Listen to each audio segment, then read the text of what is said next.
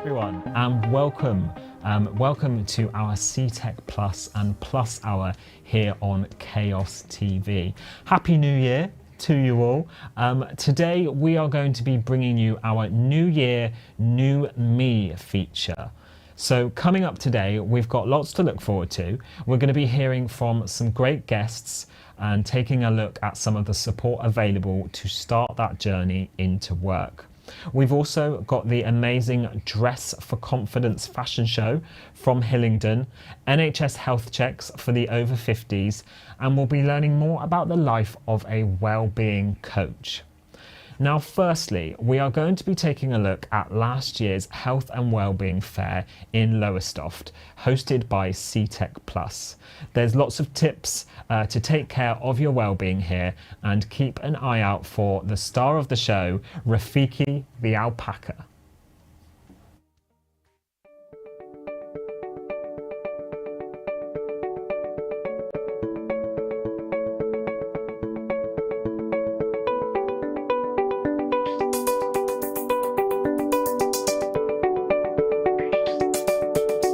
So One Life Suffolk provide health and wellbeing services to anyone living in the Suffolk area, predominantly people that have long-term conditions.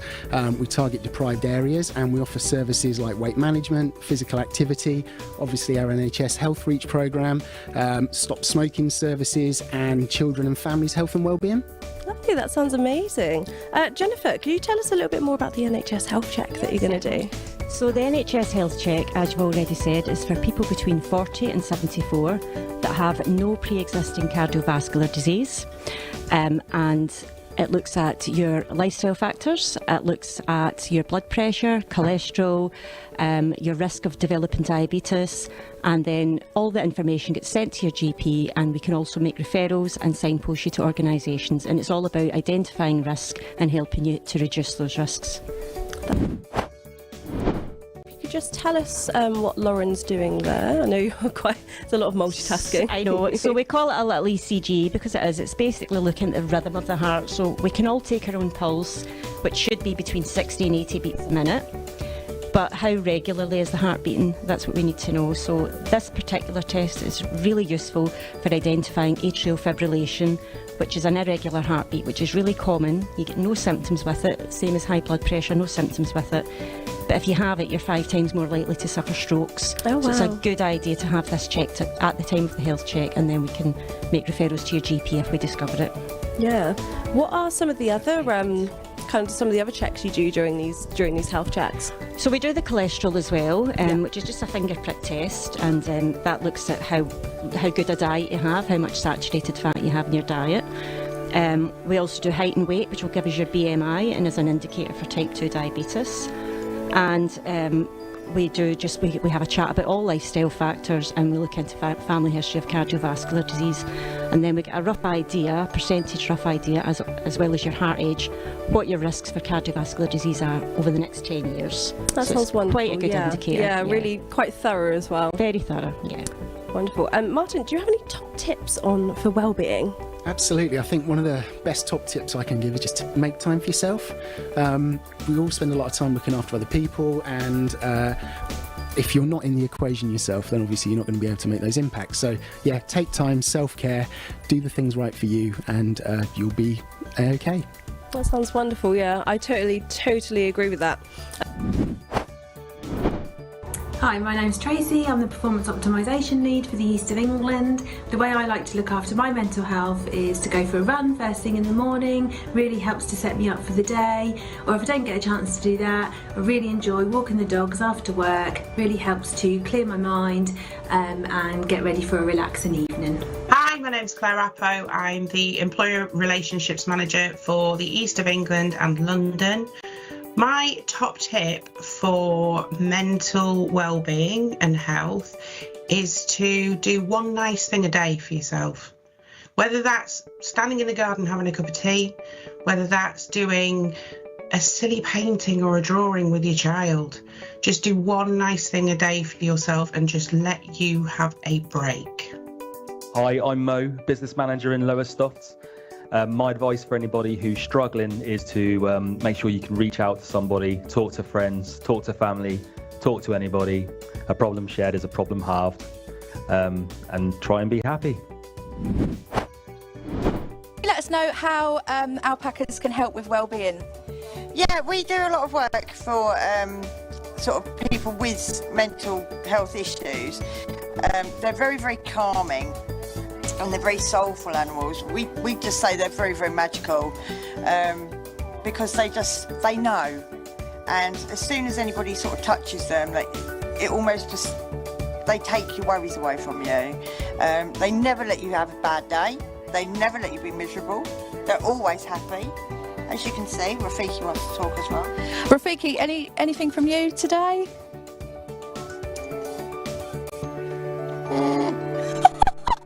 Is that good sounds or bad sounds? Yeah. Good sound, yeah. He's happy. He's happy.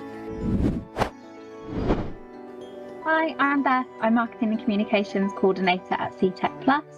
My top tip for looking after your well-being would be to do more of what makes you happy, whether that's going out for a nice long walk, whether that's sitting in and watching your favourite movie, or dancing to the Hairspray musical soundtrack. Just do more of what makes you smile. That's different for everyone. Yeah. Hi guys, my name is Martin Field. I'm the business manager for CTech Plus in Great Yarmouth, dealing with mainly the Restart scheme. What I find is really important is at the end of every day, I have some time for myself and I decompress and do something for me. At least once a day, I try and do something for me. For me, it's going to sound weird, but that's actually cooking. I enjoy spending time in the kitchen. So I finish work, go home, put my Alexa on in the kitchen, listen to some music or watch a YouTube video and just potter about, make a nice nutritious meal for the family. And then I might do some gaming. I'm a fan of the Xbox. So just every day after work, at work, regardless of what the day is thrown at me, I make sure I do something for me that's going to help me decompress, help me unwind and leave me ready to tackle the following day. Hello, my name is Hannah Lister and I'm the business manager for Restart in Ipswich. And whenever I am feeling stressed or mentally a little bit worn down, I try to not tackle things like a giant mountain. I try to reduce my workload, write a list and take things in tiny little hills rather than that big giant mountain. And that seems to help me with coping. My top tip for good mental health and well-being is going to be self-care. Run yourself a bath, put yourself a hair mask on, honey, and kick back and relax.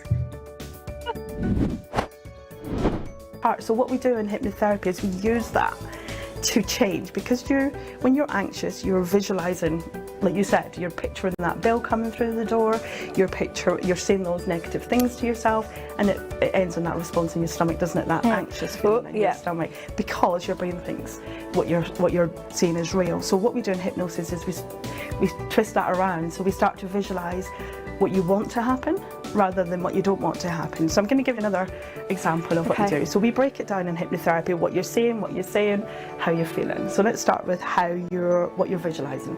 So close your eyes for me a second. I can't go into long details of what I do at this point, but I'll give you a quick example. So what I want you to do is, and everybody watching this can do it as well, what I want you to do is visualize you are in the most relaxing, amazing place. It could be a memory from a holiday or of just a time where you felt super calm and super relaxed. And just visualize that in your mind now. It's good that you did that breath as well, that's quite helpful. So I want you to see it through your eyes as if it's happening right now. So not see yourself in it, see it through your eyes. Have you got that? Yeah, perfect. Okay, so start paying it. We're going to use all your senses, so pay attention to what you can see, the details around you, what you can see. You don't need to tell me, just have a little look. And then pay attention to the sounds that you can hear if you're in that place right now.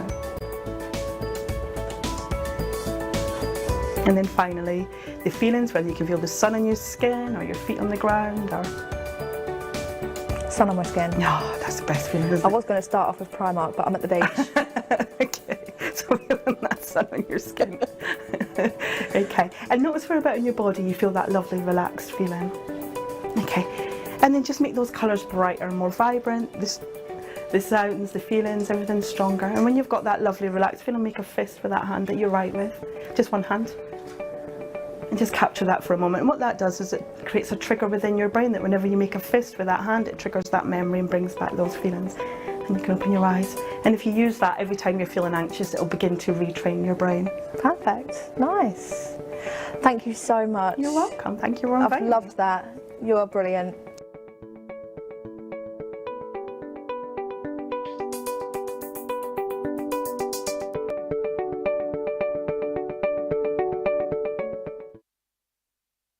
How great was that? I know the Chaos team all had an amazing time at that event. That was a really nice clip there. I like that. And we can't not mention a big thank you to the fabulous Hannah for hosting on the day as well.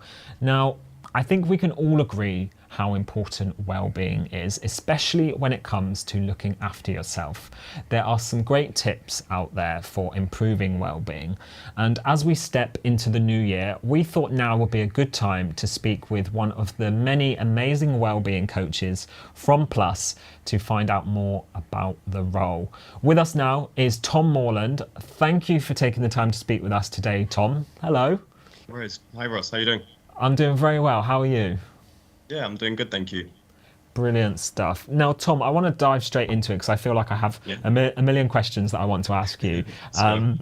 So you're a wellbeing coach with Plus. So yeah, can you, health and wellbeing coach. Yeah, can you tell me a little bit about what does the role of a wellbeing coach involve? Yeah, for sure. So within Plus, what I do as a health and wellbeing coach is I work with participants on a one-to-one basis and also in group settings. So we host workshops. So what I would do with a participant in a one-to-one setting is we try to assist them with improving their physical, mental health and emotional well-being. So I do that over the course of 16 weeks. And we usually tend to meet every 2 to 3 weeks within that. And I will assist them with trying to define their goals and then kind of setting a personalized action plan on how they can go about achieving those goals. We then check in, obviously, over each of those sessions and see how they're doing with achieving those targets and trying to identify any barriers they may be experiencing. Trying to see if there's any further ways that I can support them with resources or just some discussions around, what they're experiencing with those barriers.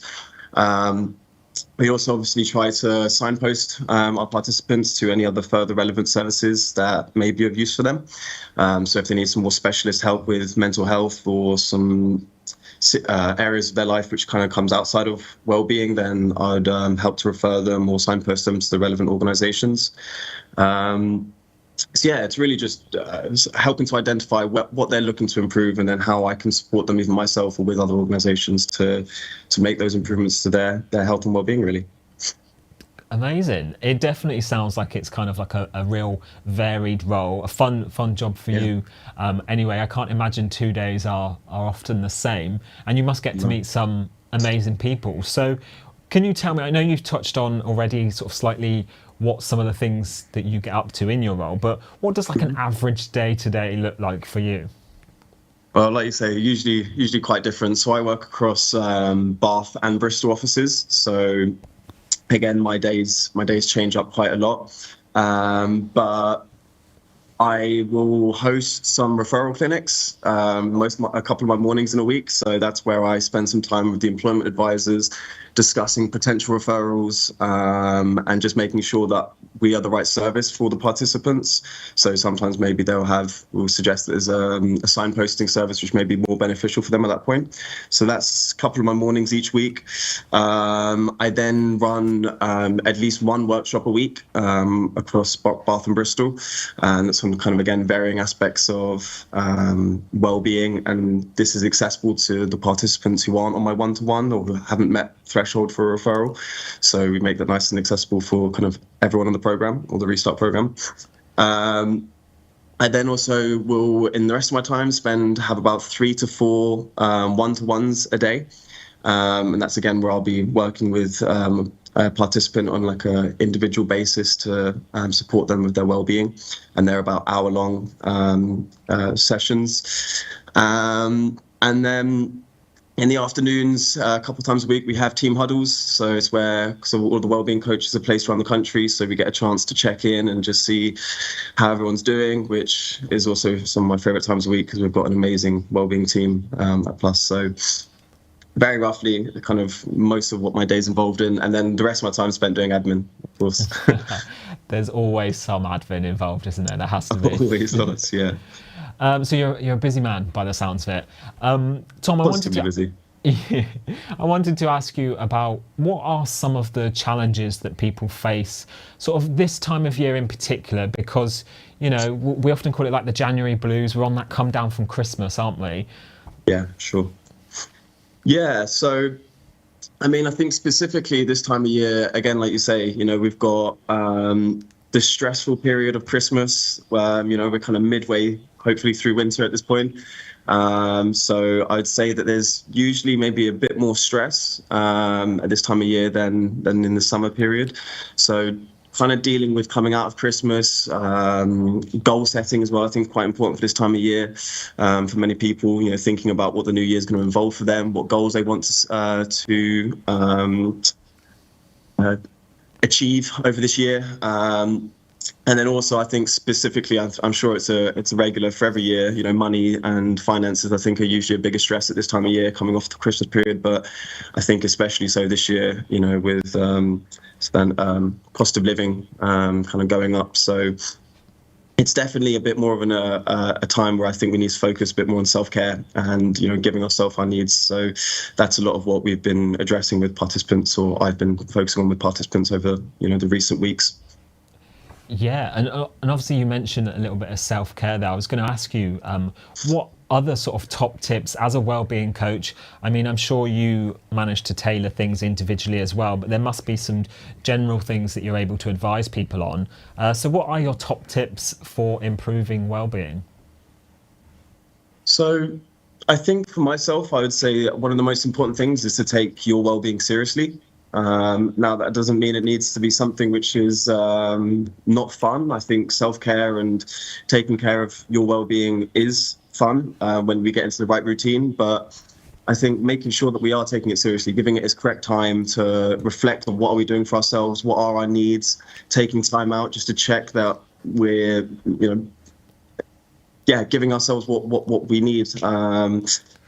So for me, again, one of my top tips that I would always say, and something that I live by, is just having a consistent routine that you can follow throughout your weeks, which involves levels of well-being, levels of self-care, and then prioritizing the people that you surround yourself with, I think, is also one of my top tips, is that if you've got people around you who care about your well-being and care about their well-being, it's going to inspire you to make sure that you're doing that in a kind of comfortable way.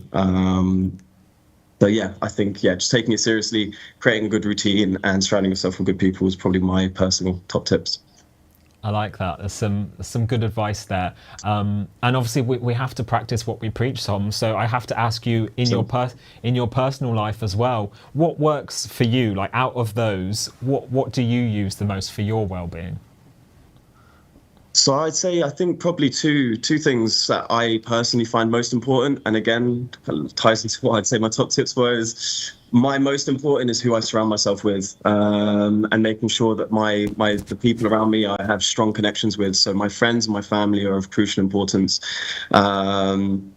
I've got an incredible network of friends who are all kind of somewhat into well-being, whether professionally or just personally. So I've always got people to check in with, to vent to, usually being my mum, who's potentially my well-being coach, whenever I need some support. So yeah, connection, people around me is one of my most top. And then again, for me, I have a very regular practice of meditation and of just checking in with myself and reflecting on my emotions, my thoughts, and making sure that I'm doing the necessary things just to take care of myself, and just to slow down and give myself some good rest and for my body and my health. I think they're usually the most important things to me. I like that. I think that's some sound advice there, and I couldn't agree more. I think the people that you surround yourself with can really affect your mood. So, and yeah, Absolutely. treat yourself to an early night every now and again. Why not? Hey, Good food, exactly.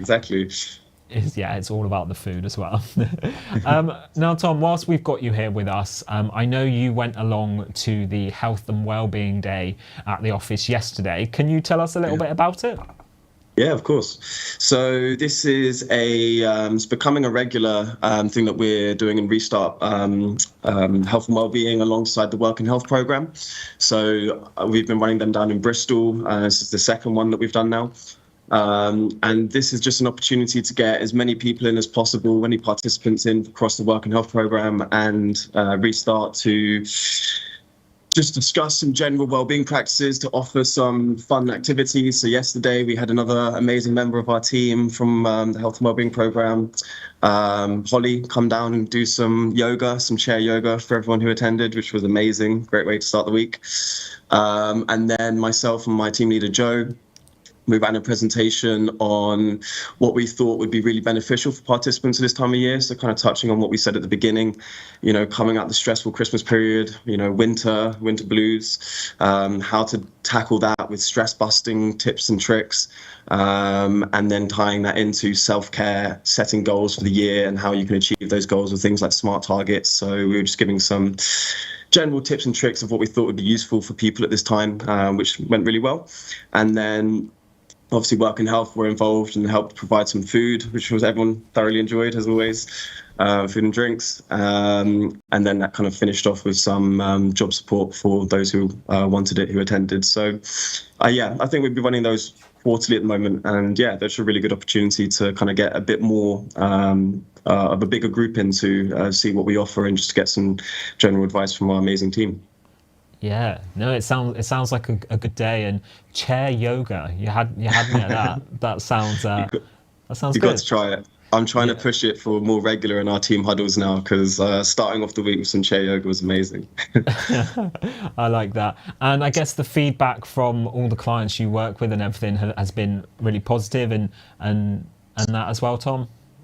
Yeah, 100%. I think, I really appreciate the service that we offer, and as like you say, fed back from participants, because I think just having, at the very least, just having someone to check in with and talk to, and people who, all of our team, I can swear by, care about people they're supporting, and I think just having that one-to-one time to discuss these things is crucially important. So yeah, I think we offer a really good service, and that is definitely fed back by the people I support, at least.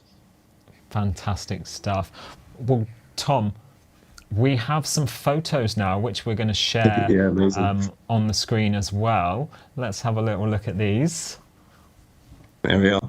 Here we go. If you're able to talk us through what was going on here.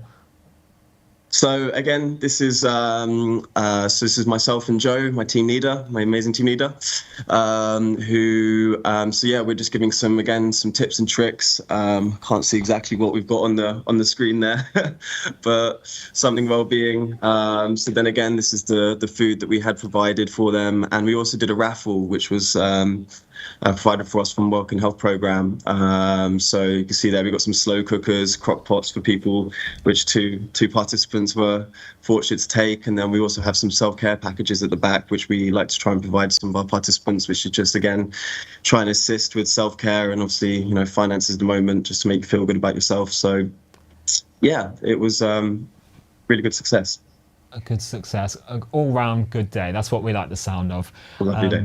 Yeah, Tom, thank you so much for taking the time to join us today. And it's great to hear more about the life of you as a wellbeing coach and everything you get up to. It all sounds very rewarding. So thank you. It's great work. No worries. You're more than welcome. Thank you, Ross. Thank you. Now, we were recently in Hillingdon, more specifically Uxbridge, and we were at the Pavilion Shopping Centre for the amazing CTEC Plus Careers and Employability Fair. It was a day buzzing with activities. There was so much going on. So it's wonderful to welcome so many eager job seekers and some terrific employers as well. It was great to see the support available from CTEC Plus, the DWP and Job job centres. Henry from Chaos was joined by his glamorous co-host Elaine for the day, so let's take a look at what they got up to.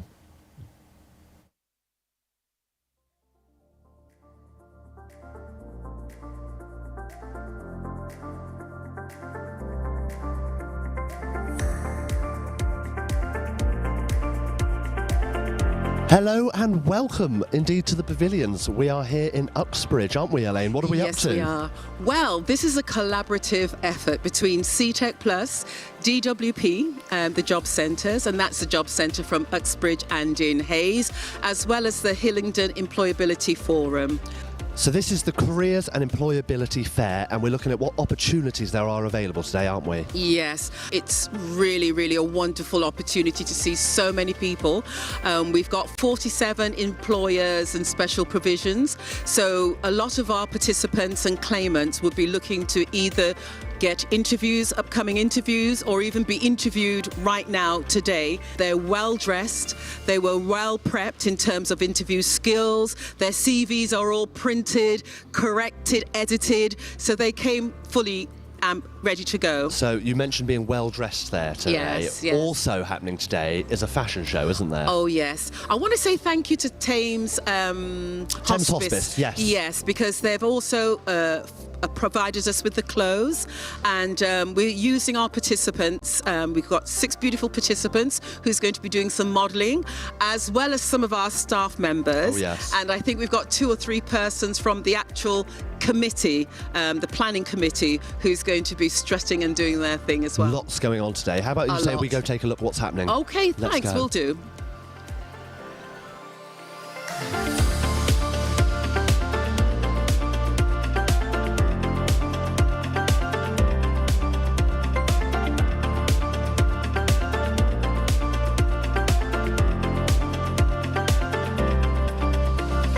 Hello, hello, hello. I'm here with the lovely Laura. Hi, my name's Deep. I'm the Employer Relationship Lead for CTech Plus in Hillingdon.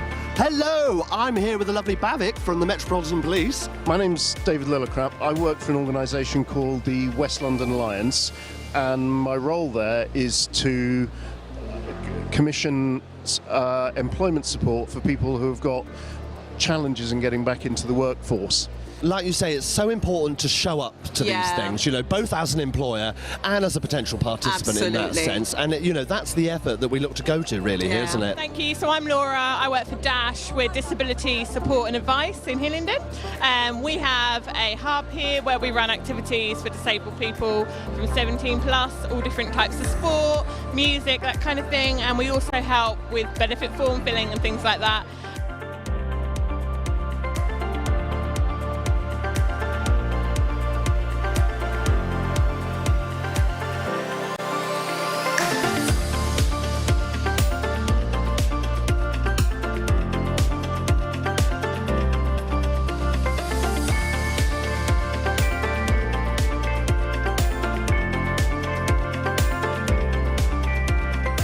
So as I was saying, we're here today at the... Oh my, look, it's the mayor. Are you having fun at the moment? Are you enjoying yourself?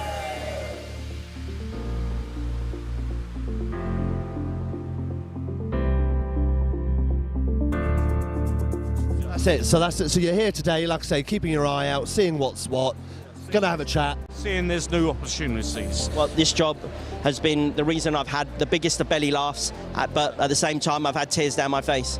Looking for employment is always a challenge. It's a challenge in our world that we have to deliver. It's that real chance after COVID and to meet with people. We've got so many people that want to join our programme, and by actually just getting them to come to something like this, they meet you, they feel more confident and comfortable, and also they get to meet employers.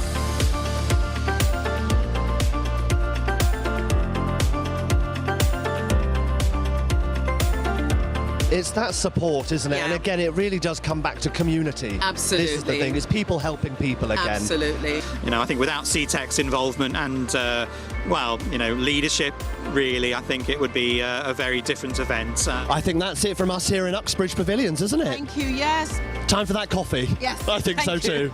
Bye.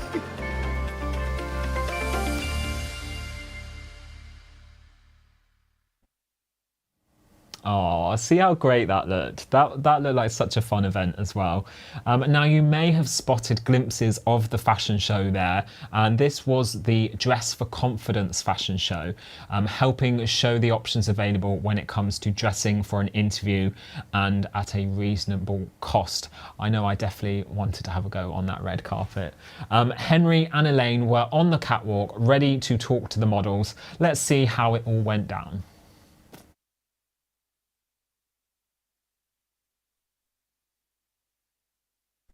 I'm Henry and I'm joined by the fabulous Elaine, and look, we've matched without even knowing. Aren't we good?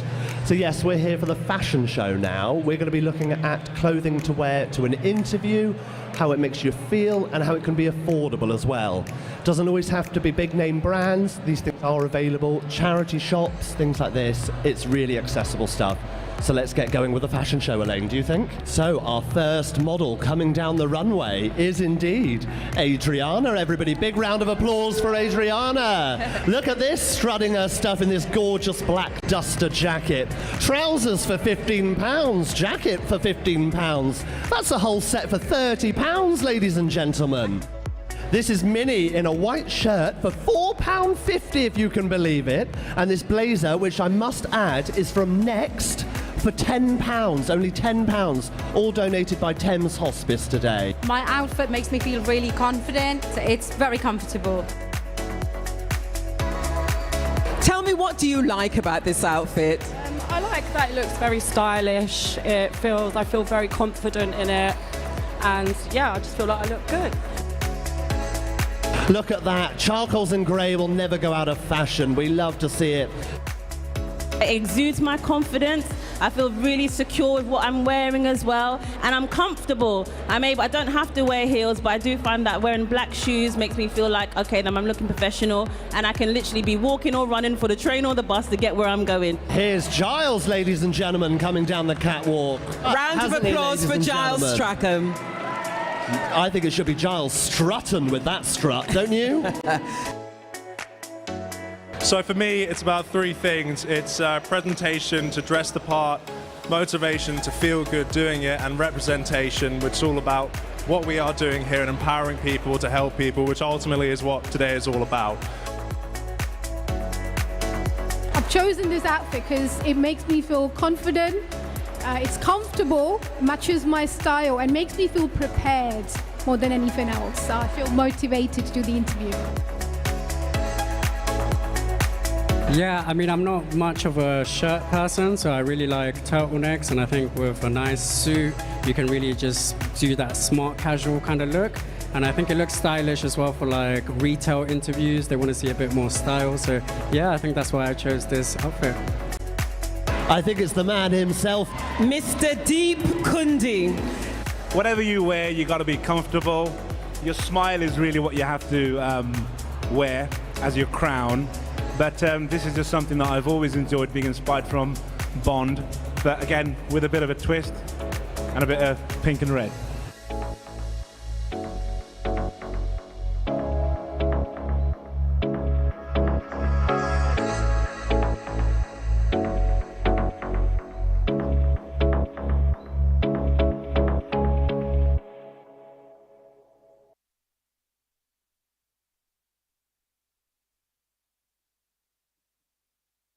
Here are 3 reasons why you should subscribe to CTech Plus's brand new YouTube channel. Hear heartwarming success stories from people who we have supported on their journey to work. Feel good, connected and part of an empowering community, and see all of our exciting events, activities and all the fun we get up to behind the scenes. Stay up to date with all of this and more from CTech Plus by hitting subscribe on our YouTube channel.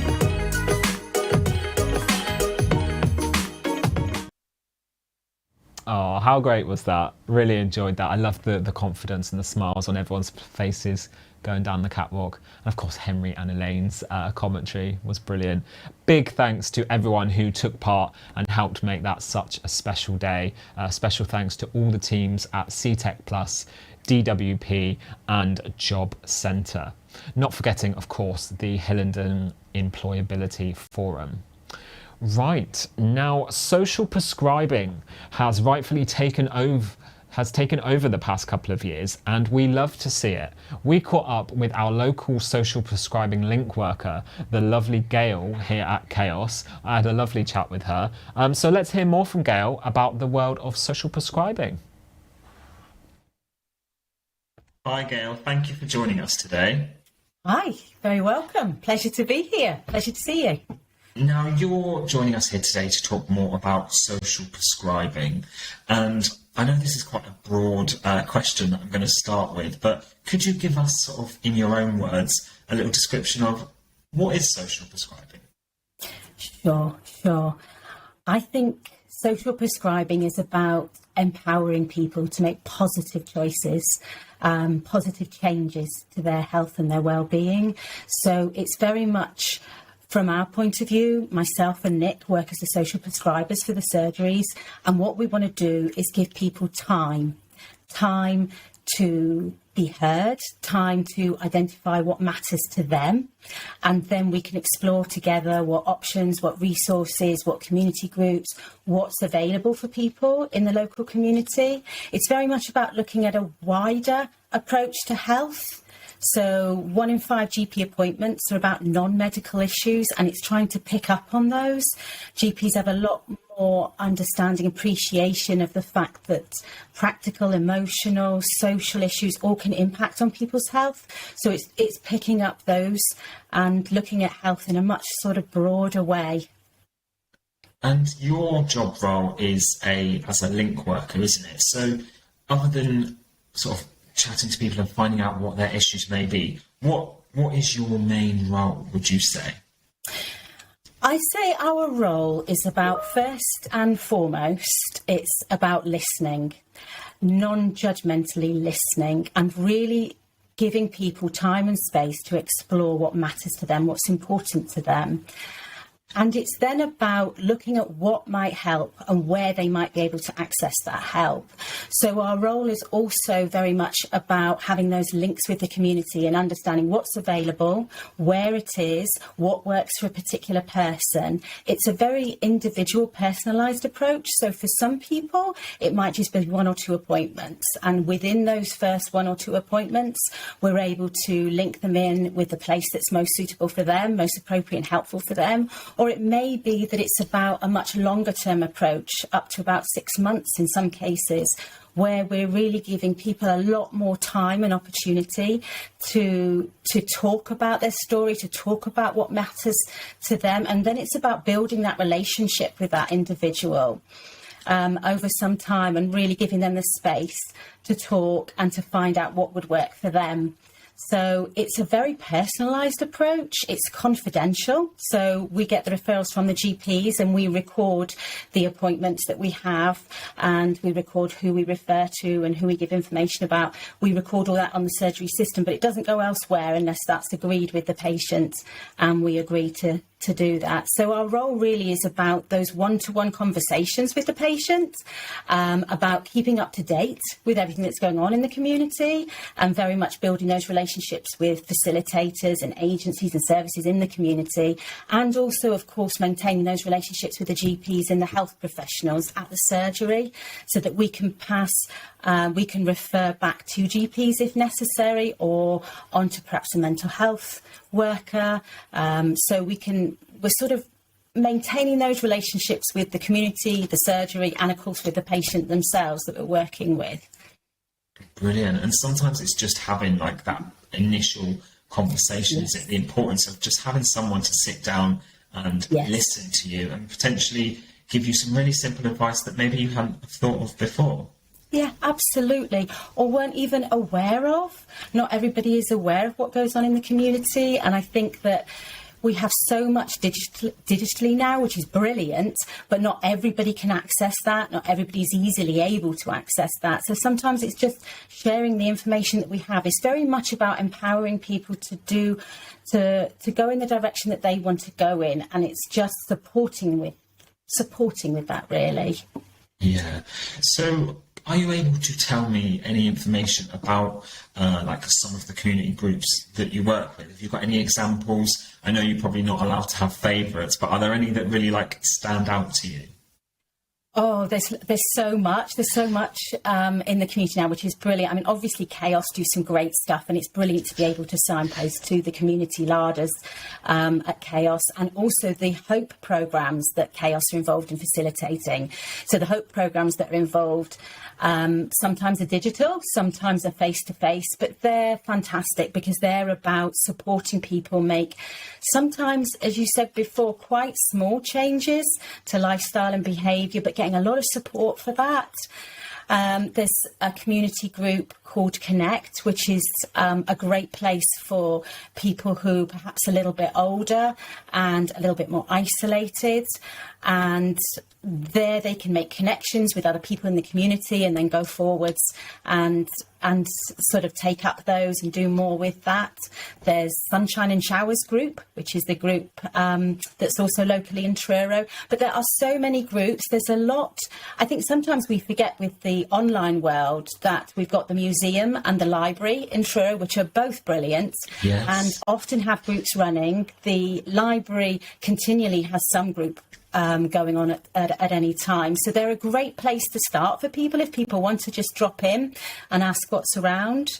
The Moresque Community Centre now is really developing, and they have a drop-in too, which is right in town. So there's quite a lot of groups. And then there's groups that are more specific, so for carers, for example. But there's a lot of groups out there that perhaps if you are able to access online, you can use platforms like Cornwall Link, which are brilliant at keeping things up to date in terms of what's available and out there. So there's a lot of groups, and we also try and give people information about the services that are available, more established services like Pentreath, for example, and various other mental health services around. So it's sometimes it's a small group, like a little art group, or it might be a larger, more established service or agency in the community. So it's very individual for people. That's really great to know that it can be really sort of tailored and individual to that person. One thing I wanted to talk to you a little bit about was well-being, because I know that's one of the biggest factors that people often come to social prescribing for, is for a bit of well-being support or advice. So what sort of benefits in regards to well-being have you noticed from clients? Absolutely. I think one of the biggest benefits for clients is those connections that they make when they're involved in groups and activities, is the connections they make with other people. And as I've said, the digital world is a great world in lots and lots of ways, but a lot of people really do want that face-to-face connection, that connection with other people. Some of the biggest issues that we come across are around isolation and loneliness, particularly after COVID. And so very much it's about making those connections, feeling better within themselves, and just those small changes like walking groups that we have, just getting out and enjoying walking and being outside, can make people, the feedback that we get really makes them feel so much better in themselves, more confident, and feeling better physically with their physical health as well as their emotional and mental health. Yeah, and in terms of you personally, Gail, what tips do you have when it comes to well-being? Is there anything you do? Like for me personally, if I know that I'm having, a bit of a down day, or if I'm struggling with a bit of loneliness or anything like that, I very much believe in a bit of self-care. If I want to treat myself to a takeaway or a night in front with a blanket and a film, I feel like it's really important to have that self-care when it comes to your overall well-being. Is there anything that works for you? Have you got any top tips? For me, yes. I think it depends. It depends on how I'm feeling, but I would say getting outside is one of the key things for me. Just making sure I get outside, even if it's for the shortest walk, even if it's just literally round the block, as it were. Getting outside is, I think, can be quite a game changer in terms of just lifting your mood. It can really have a shift on your mood. If I'm feeling active enough, I love a Zumba class. If I'm feeling well and good enough to do something like that, that can really lift. So just just getting outside is a big one. And then other times, like the self-care that you were talking about, sometimes it's just about taking care for yourself at home with a good book and just taking time for you, or connecting with other people. If you can get in touch with friends, family, that always lifts me. If I can get in touch with somebody that I know will be just a really good sounding board, can just have that, make that little bit of difference. Yeah, and sort of final question, Gail, sort of how can people, those in need of support, how can they access these groups and the service that you provide? So all our referrals do come through the GPs, so they all come through the GPs or other health professionals at the surgery, but we do have a website page for the surgery website. So there's a page there about social prescribing that I could give you the link to if that's helpful afterwards. I don't know if you're able to share that, but then people can access a list of the resources and information that we have there. So they can do that, otherwise to come through through their GP, and we'd be very happy to speak with them and give them some time. Fantastic. Gail, thank you so much for taking the time to join me today, and we will of course share all the contact information after this, so thank you very much. No problem at all, it was a pleasure. Big thanks to Gail there for joining us and telling us more all about social prescribing. And while we're at it, a big thank you to all the other social prescribing link workers out there doing an amazing job. And the surgery website which Gail mentioned in that interview is the Three Spires Medical Practice, and their website address is threespiresmedical.co.uk, where you can find lots of details on their website. Now, we had the wonderful opportunity to go along to the Torquay Peer Support Wellness event. We joined the Plus team as they showcased some of the amazing wellness support available. Let's take a look now.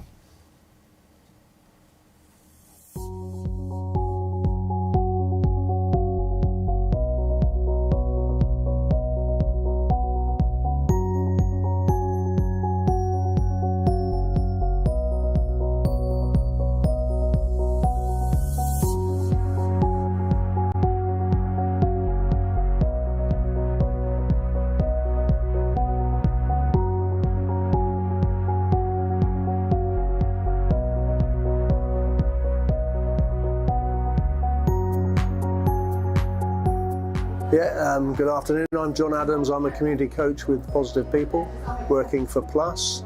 The Positive People programme is a programme that's funded by the European Union, and it's funded by the National Lottery, so the European Union Social Fund. And basically it's an employment programme that the end goal is hopefully get people in employment. However, we recognise that people are coming from very challenging, very difficult backgrounds and personal circumstances, so they may be some way from that final point. So we recognise mental health and well-being is a huge issue.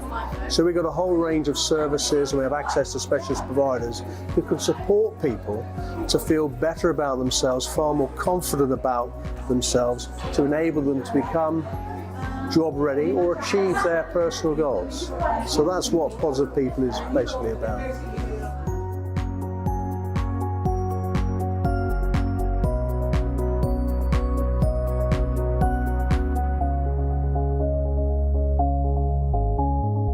So yeah, why is Positive People important today particularly? Well, we've come out of 2 years of a pandemic, and all the challenges around the pandemic, isolation, all that kind of stuff, where people's confidence has been really knocked.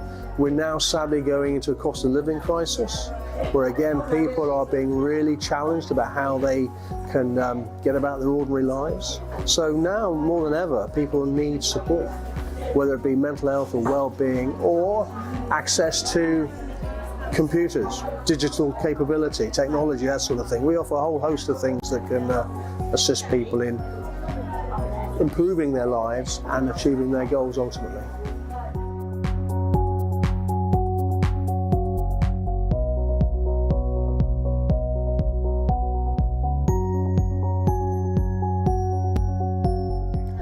My name is Mark Bridgman. My role is Associate Director at Devon Partnership Trust. NHS Trust, and we are the main state provider of mental health services in Devon.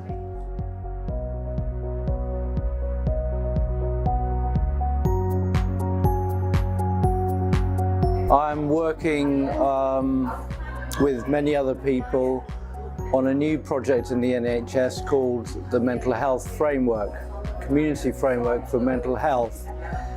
And that means organisations, including the NHS and voluntary organisations like PLUS, working together much more closely to provide support for people with mental health problems and their families.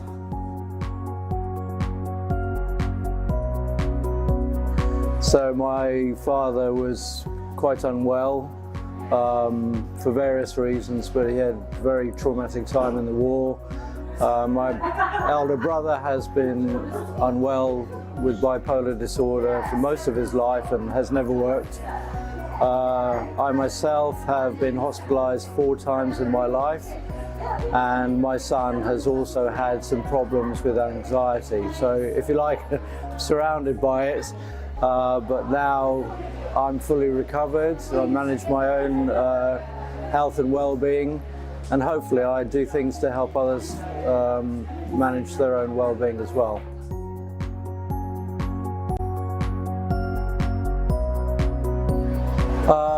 I'm interested in meeting other people who've been involved with peer support. So we've developed peer support within the NHS, and we have over 40 peer support workers. But I'm interested in seeing what the experience is in the voluntary sector. And I'm interested in making new contacts and new friends and learning different ways of how we can address this massively important issue.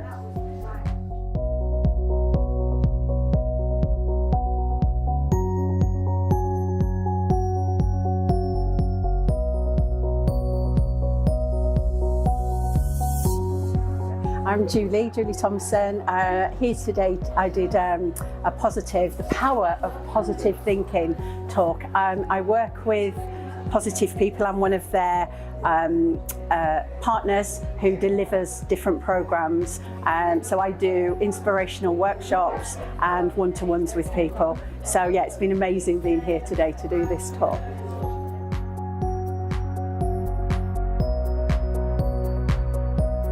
Actually, it was through my life falling apart that I got into this. I used to work in corporate business there 20 odd years.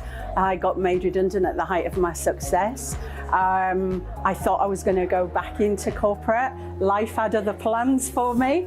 But first I had to go through many experiences to learn some things, the emotions and everything that goes with it, of a life falling apart. And holding on to who you are and finding who you are and letting your heart lead you as to where you want to be. So to have gone through that, to use all of that, and to now come and help other people as they're going through their transformations and transitions. Oh, I'm lucky I even get paid, because this is amazing. I'd do it for nothing, but don't tell anyone that.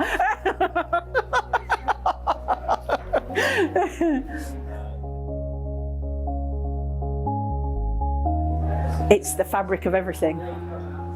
From a thought comes everything else. From a thought comes how we feel about something. How we feel about something directly drives how we behave, how we act, what we see, what we don't see, which directly links to our experience of life. So it's a full circle. So it is absolutely the fabric of everything else.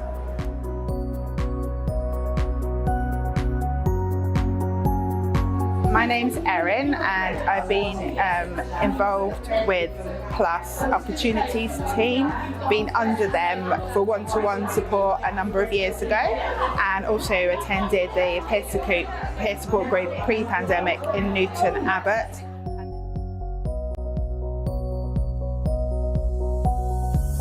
Okay, so my name's Chris. I am with the CTEC PLUS Opportunities team, and that's under the mental health umbrella. having a place where you can just go and be yourself. It's difficult sometimes, I think, with family and friends sometimes for the understanding. I think things have improved as well in society with mental health, but just having that common understanding, it just makes you feel that you're not alone, and makes you feel as well that I was being heard. Yeah, to be honest, Plus, everything about Plus, the involvement we've had, and the engagement has been really, really helpful. There's been a lot of support, signposting, guidance, and some good groups. So yeah, it's been vital to me. It's been the most crucial support I've had during the last year and a bit, really.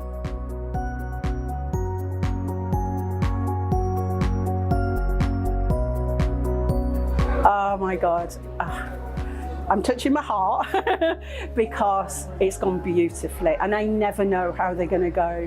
I am deeply humbled and also just so joyful to have these experiences with people. And the most stunning thing for me is when people open up and share what maybe they haven't been able to share up until now is incredible. So yeah, it's been amazing, and I'm really, really grateful to have been invited to take part, and for this interview as well, Joe, thank you. It's been amazing, well worth the journey.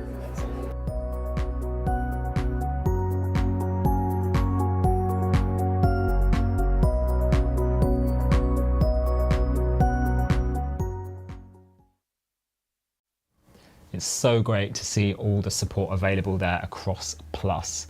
Now, as we near the end of today's New Year, New Me special, we've got a short video now from the National Careers Service to tell us about who they are and what support is available.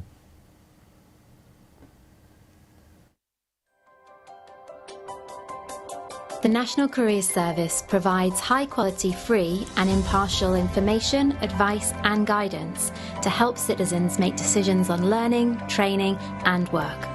It is available to all adults in England over the age of 13. Our universal service is primarily for citizens who need somewhere to go that can provide comprehensive careers information, advice or guidance for themselves. Additional users of our service are people who use it to support others. This includes professional careers advisors and intermediaries, such as employers, teachers and parents. Our service is designed to enable users to self-serve as much as possible. However, some of our users need more intensive support. For self-servers, our intuitive digital tools and smart use of data enable them to get a personalised service. Professional careers advisors will help provide users with additional advice and guidance specific to their personal circumstances. If you want any more information about the National Careers Service, please get in touch.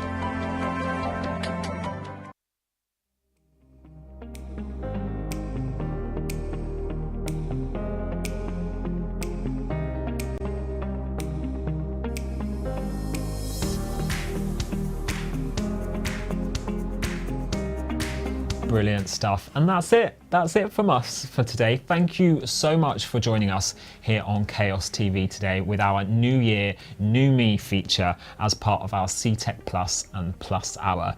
If you would like to catch up on anything you've seen from today, then remember you can rewatch all of CTech Plus's content on their YouTube channel. All you need to do is search CTech Plus or Plus on YouTube, and don't forget to subscribe whilst you're there. Next week, we will be back on Monday the 16th of January between 1 and 2 p.m. for our Brew Monday feature. So why not take some me time, grab a cuppa and join us as we discover how CTech Plus and Plus are supporting people with mental health, and we will also be providing lots of advice and guidance for everyday well-being. We really hope you have enjoyed today's broadcast, and yeah, we will see you next Monday for that Brew Monday event. Thank you for joining us, and we'll see you soon.